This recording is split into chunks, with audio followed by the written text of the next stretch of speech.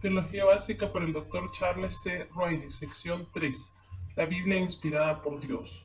Capítulo 13. La inerrancia y las enseñanzas de Cristo.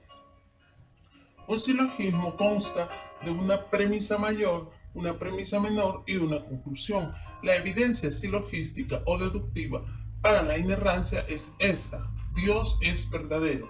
Dios inspiró la Biblia, por lo tanto, la Biblia es verdadera. Por supuesto, cualquier deducción es solamente tan buena como sus premisas. En esta deducción particular, ambas premisas son buenas y verdaderas, debido a que se afirman claramente en la Biblia misma. Así que la evidencia deductiva para la inerrancia es tan fuerte y conclusiva como la autoridad de la Biblia misma.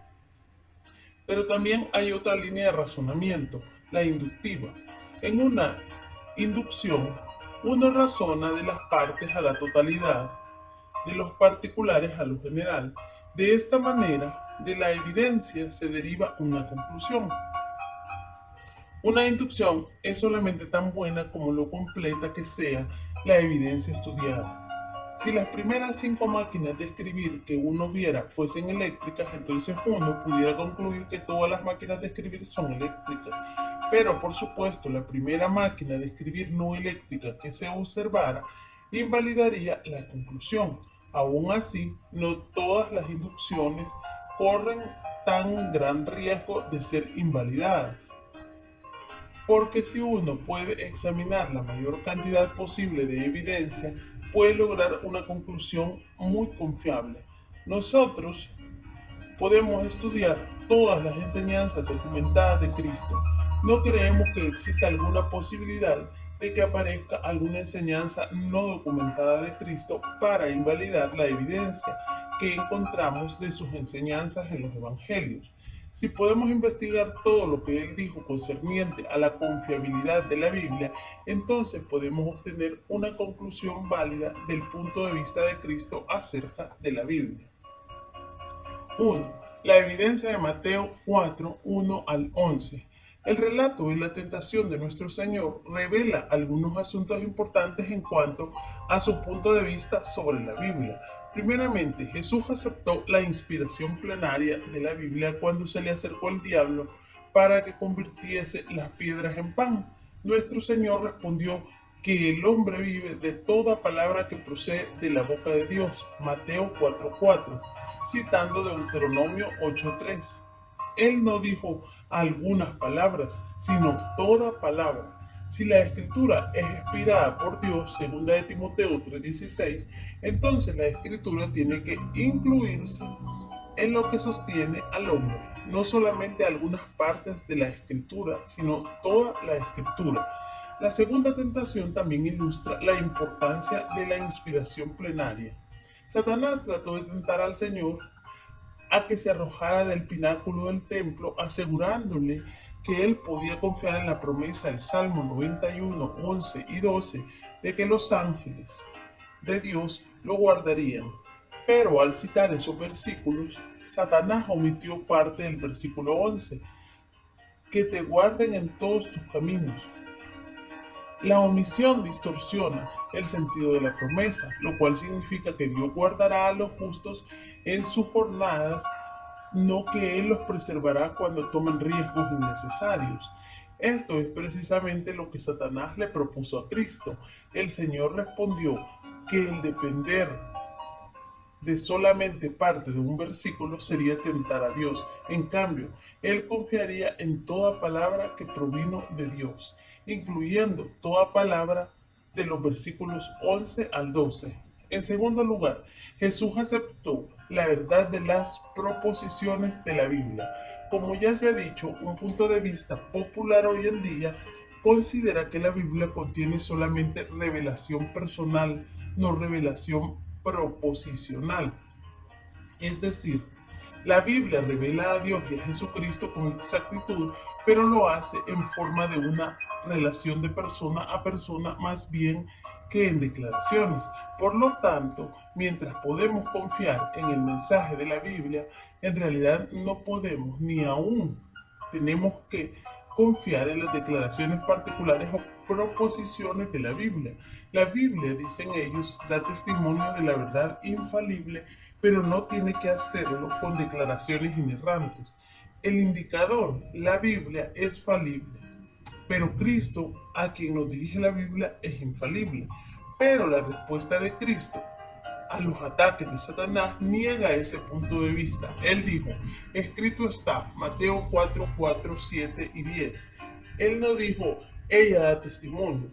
Él confió en las declaraciones proposicionales para comunicar la verdad por sí misma y para comunicarla con exactitud.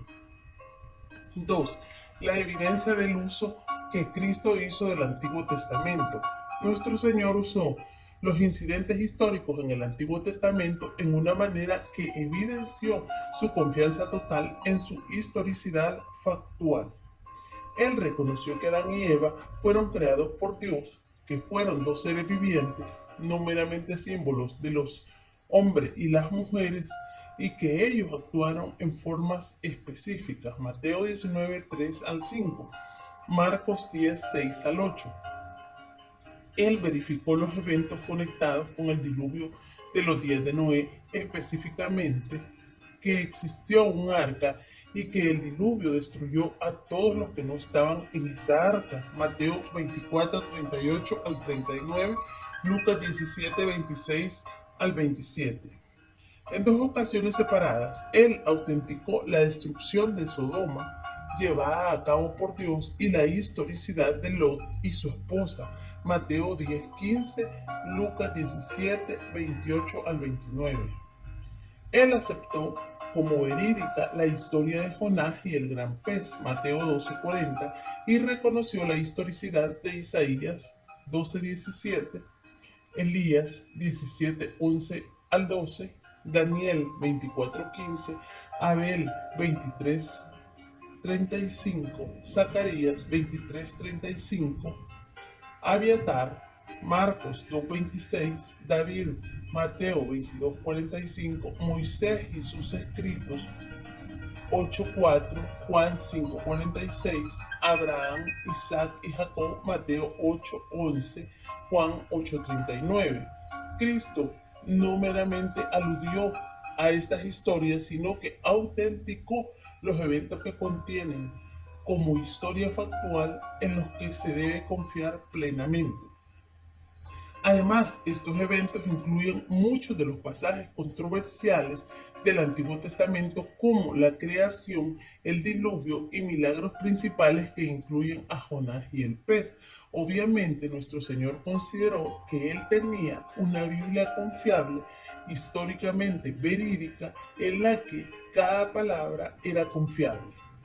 Si halláramos que él solamente usó o enseñó en una forma general acerca de la Biblia, entonces concluiríamos que él creía en su confiabilidad de una manera general. Si por el contrario encontramos que él confió en los detalles más mínimos de la Biblia como precisos, entonces tenemos que concluir que él la creyó inerrante aún en sus detalles. 3. Evidencia de Mateo 5, 17 al 18.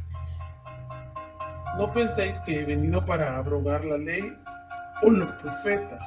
No he venido para abrogar, sino para cumplir. Porque de cierto os digo que hasta que pasen el cielo y la tierra, ni una jota ni una tilde pasará de la ley, hasta que todo se haya cumplido. Primeramente, ¿cuál es la promesa? Es que la ley y los profetas no serán abolidos, sino cumplidos. Abolir significa no cumplir algo, y cumplir significa llevar a cabo las promesas. Cristo está garantizando algo tocante a que las promesas no fallan. En segundo lugar, ¿qué abarca esta promesa? La ley y los profetas, que incluye todo el Antiguo Testamento, la Biblia de nuestro Señor. Ley, en el versículo 18, tiene el mismo sentido. Compárese el uso de ley en Juan 10:34, donde incluye más que la ley mosaica. En tercer lugar, ¿con cuánto detalle se cumplirán las promesas del Antiguo Testamento? El Señor dijo que podemos estar seguros de que las promesas del Antiguo Testamento se cumplirán hasta las mismísimas jotas y tildes. La jota es la letra hebrea yod, es la más pequeña del alfabeto hebreo, ocupada proporcionalmente alrededor del mismo espacio que un apóstrofo en una línea escrita a máquina en nuestro idioma. Aunque es la más pequeña de las letras hebreas, es tan importante como cualquier otra letra, porque las letras componen las palabras, las oraciones y las oraciones las promesas. Si usted escribe una palabra de una forma, esa es la palabra. Si la escribe de otra manera, aunque sea con la variación de una sola letra, es una palabra diferente. La palabra asa significa agarradera. Si se cambia una letra, osa. Si se agrega una letra, pasa. Las letras individuales cambian a las palabras. Nuestro Señor prometió que ni una jota faltaría. Cada promesa se cumplirá exactamente como fue escrita. Observe que Cristo no comenzó con los conceptos para entonces permitir que se usaran palabras opcionales al comunicar esos conceptos, como enseña la inspiración por conceptos.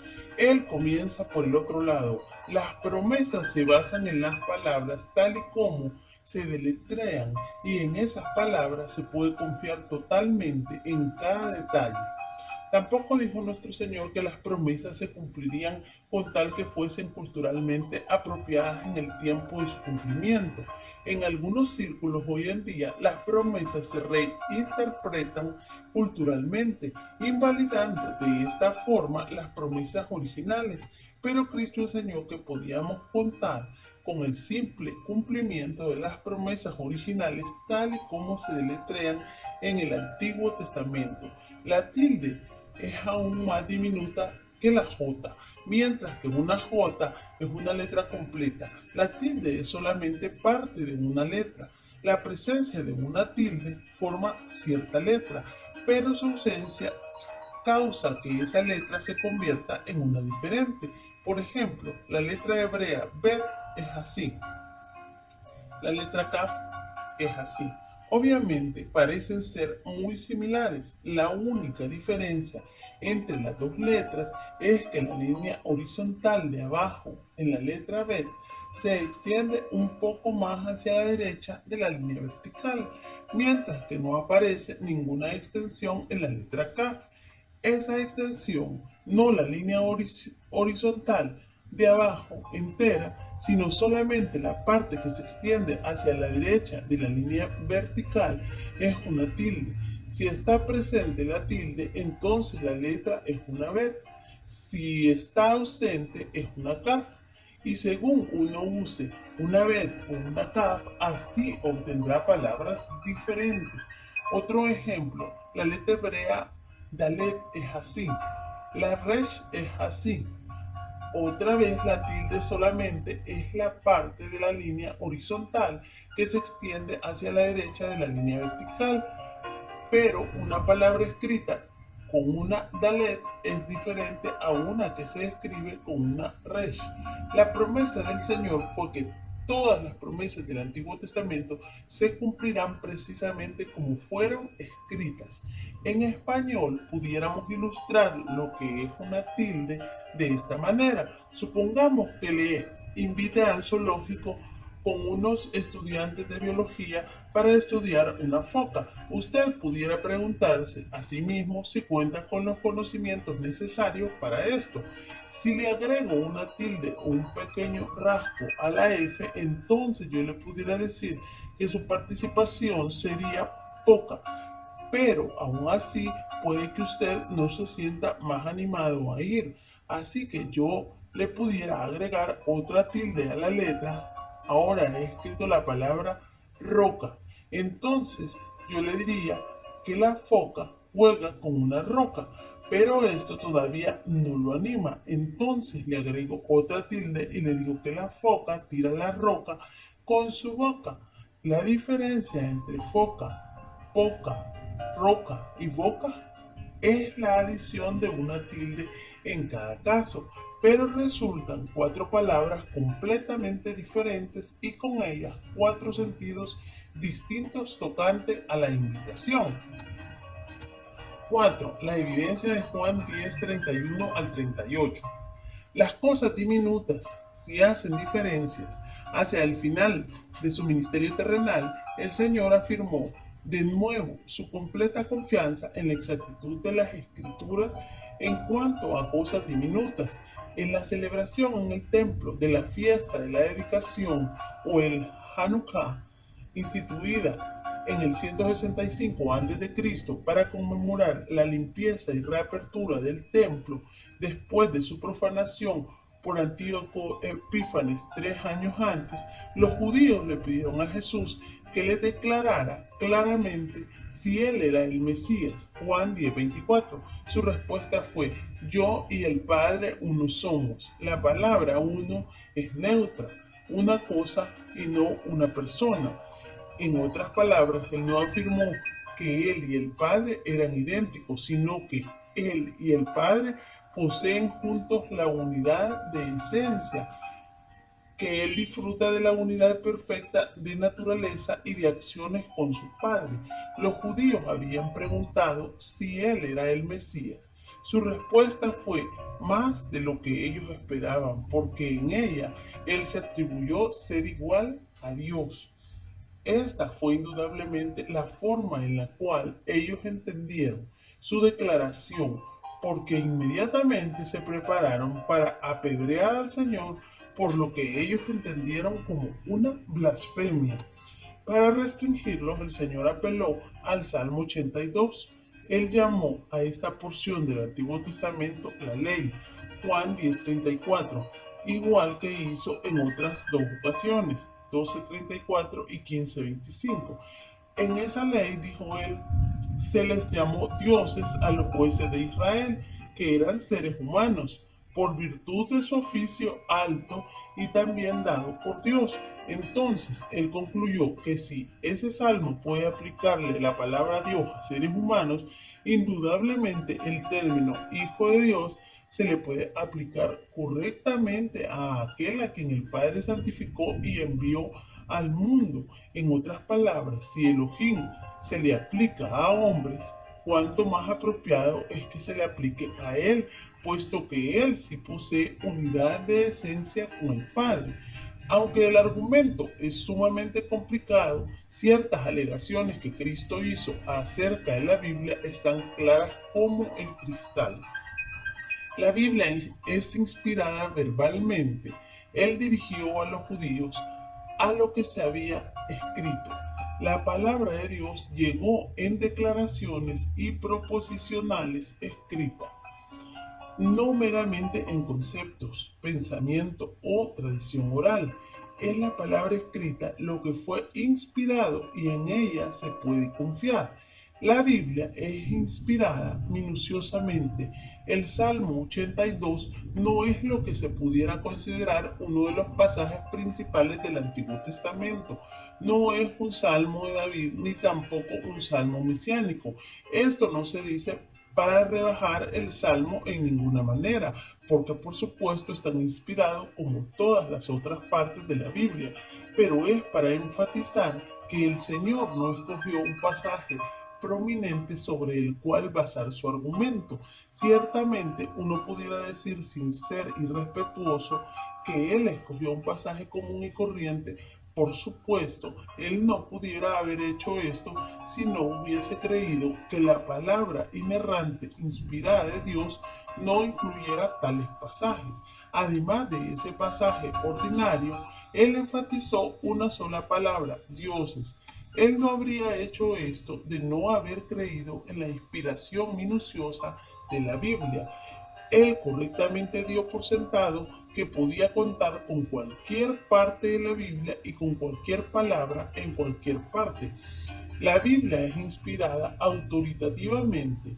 En medio de su argumento complicado, el Señor casi incidentalmente afirmó esto, y la Escritura no puede ser quebrantada. ¿Qué significa esto? Simplemente que la Biblia no se puede vaciar de su autoridad. La única forma que pudiera dejar de tener plena autoridad sería si fuese errónea, pero Cristo aquí dijo que era a la vez autoritativa e inerrante. Algunas traducciones ponen esta frase entre paréntesis. Posiblemente es mejor considerarla como dependiente del sí con que comienza la oración. Ese sí presenta una condición de primera clase, la cual significa certidumbre y se traduciría mejor puesto que así el Señor estaba diciendo que dos cosas son ciertas. El Salmo los llamó dioses y la Escritura no puede ser quebrantada. Recuerde, Cristo aquí estaba confiando su vida a la veracidad, precisión y autoridad de solamente una palabra de la Escritura, porque sus enemigos estaban a punto de apedrearlo. 5. La evidencia de Mateo 22, 23 al 33.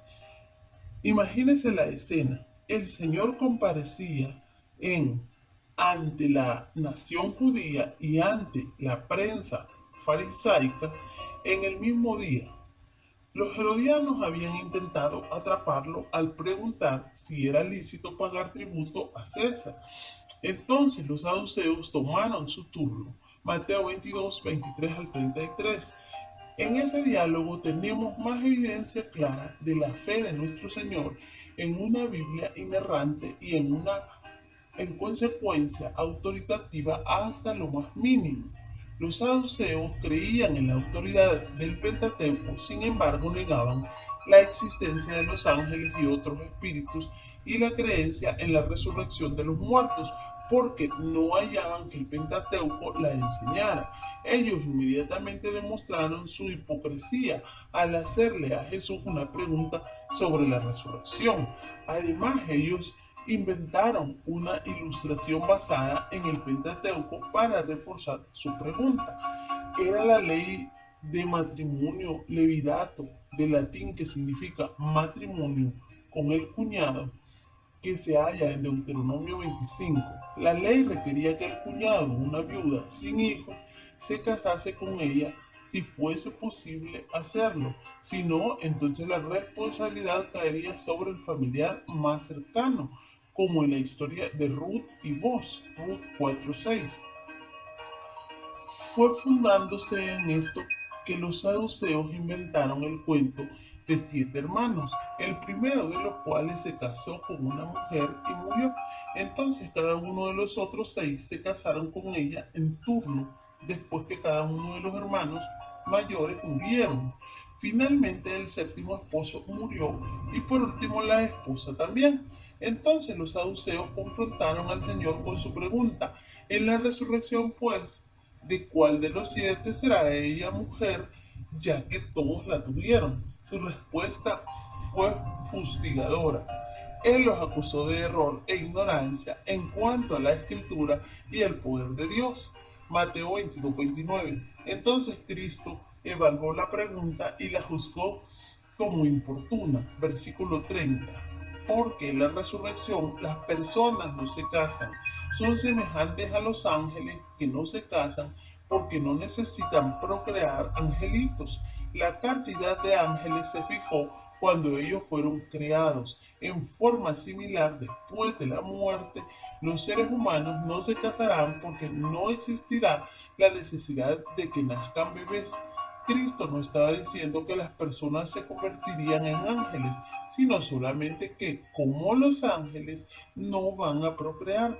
Puesto que esto es cierto, no había necesidad de contestar la pregunta de los saduceos. Era totalmente inoportuna. Como si no fuese suficiente acusar a los saduceos de error, ignorancia e impertinencia, el Señor procedió a enseñarles sana doctrina de un pasaje del Antiguo Testamento, Éxodo 3:6, que ellos consideraban autoritativo. La lección simplemente fue esta: contrario a la doctrina de ustedes, la Biblia enseña que sí hay vida después de la muerte. La muerte no lo termina todo como ustedes enseñan. De nuevo, nuestro Señor usó un argumento muy complicado. Yo me imagino que pocos de nosotros escogiéramos usar Éxodo 3 para enseñar la doctrina de la vida después de la muerte, pero nuestro Señor lo hizo. Note también que igual que en Juan 10:34, él basó su argumento sobre la palabra escrita, no en conceptos generales, sino en palabras específicas escritas. Específicamente, él fundó su argumento sobre la forma en la cual Dios se identificó a sí mismo a Moisés en la zarza ardiente. Yo soy el Dios de Abraham, el Dios de Isaac y el Dios de Jacob. Mateo 22:32. Esto prueba, confirmó nuestro Señor, que Dios es el Dios de los que viven, lo cual significa que Abraham, Isaac y Jacob todavía vivían, aunque se habían muerto hacía mucho tiempo. ¿Cómo esta identificación prueba que hay vida después de la muerte? Simplemente por el uso del tiempo presente. Yo soy. Abraham, Isaac y Jacob habían muerto unos cientos de años antes que Dios le hablara de esta manera a Moisés. Aún así, Dios dijo que él todavía era el Dios de ellos cuando le habló a Moisés. Esto no hubiese sido posible si cuando Abraham, Isaac y Jacob murieron, ellos hubiesen cesado de existir. Solamente podía ser posible si, contrario a la doctrina de los saduceos, la muerte no lo termina todo. Por supuesto, la diferencia entre yo soy, yo era, es un asunto del tiempo del verbo. Este argumento se basa sobre el tiempo presente en vez del tiempo pasado. Cristo usó el tiempo presente para respaldar la doctrina de la resurrección. La fuerza de lo que Cristo estaba diciendo se puede ilustrar así. Muchas veces, como predicador invitado, algún miembro de la iglesia me convida a su casa para una comida después del servicio. He descubierto que usualmente uno de los temas apropiados de conversación es el preguntar sobre los hijos en la familia. Supongamos que yo pregunte, ¿cuántos hijos tiene usted en su familia? Y la madre o el padre responda, teníamos 4 pero uno murió y ahora solo tenemos 3.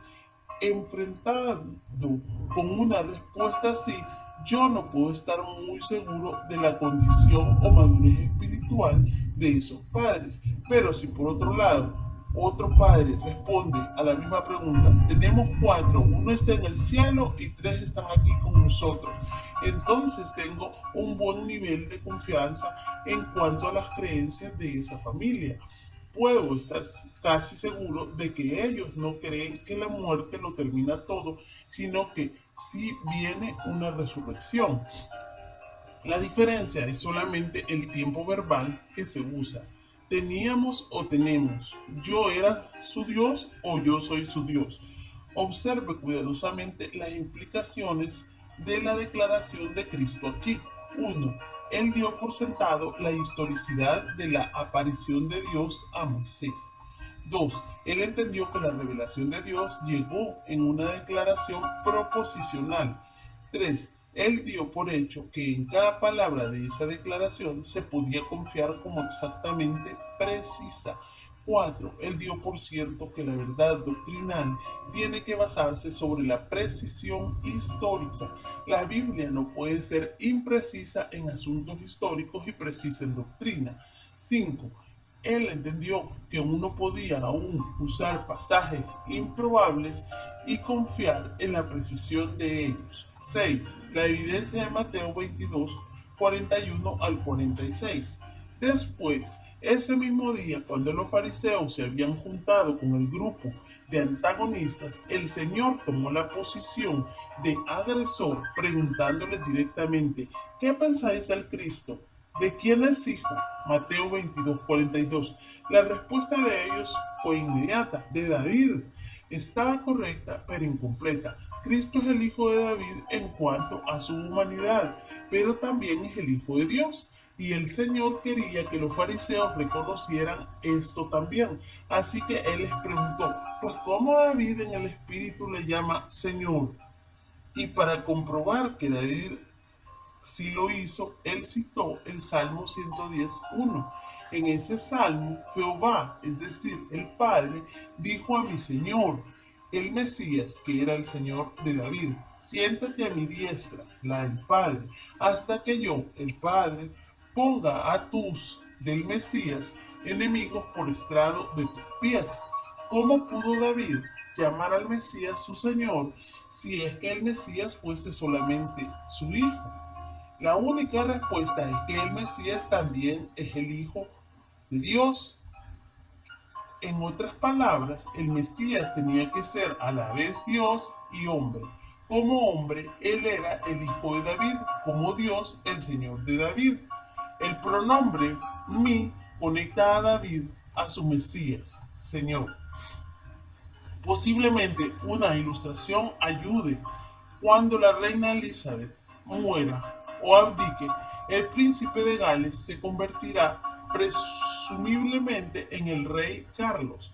Suponga que el príncipe Felipe, su padre, todavía estuviese vivo. Yo le pregunto a alguien, ¿el rey Carlos de quién es hijo? La respuesta sería del príncipe Felipe. Pero yo pudiera responder, yo vi la coronación del rey Carlos en la televisión y vi al príncipe Felipe que se inclinaba y prometía fidelidad a él.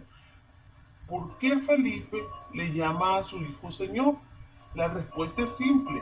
El rey Carlos es a la vez el hijo de Felipe y el Señor de Felipe. Así también el Mesías fue el hijo de David y porque el Mesías es igual a Dios, es el Señor de David. La procreación natural conecta al Mesías con David como el descendiente de David. El pronombre mi en el Salmo 110.1 conecta al Mesías con David como el Señor Dios de David. Y el pronombre mi es simplemente un yod, que es la más pequeña de las letras hebreas conectada a la palabra Señor. No hay nada más central a la cristología ortodoxa que la deidad total y la humanidad genuina de Jesucristo. Si Él no fuese el Dios hombre, entonces Él no pudiera haber sido un Salvador adecuado, sumo sacerdote o juez. ¿A quién de nosotros se le ocurriría usar el Salmo 110 como lo hizo nuestro Señor para enfatizar la verdad de quién Él es? Pero eso es exactamente lo que Cristo hizo basando su argumento con los fariseos sobre la sola palabra hebrea, mi Señor. Las partes aparentemente insignificantes de la Escritura son confiables. ¿Qué hemos aprendido de la actitud de nuestro Señor hacia la Biblia? 1.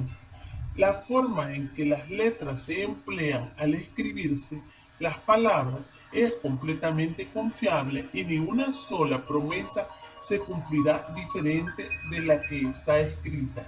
2. La única forma en que la escritura puede perder su autoridad es si contiene errores, pero Cristo enseñó que la escritura no puede ser quebrantada, por lo tanto, él tenía que haber creído que ella no contenía errores. 3. El Señor construyó argumentos complicados sobre palabras individuales y aún el tiempo de un verbo. ¿Quién puede decir que sigue completamente al Señor sin aceptar su enseñanza tocante a la inerrancia de las Escrituras?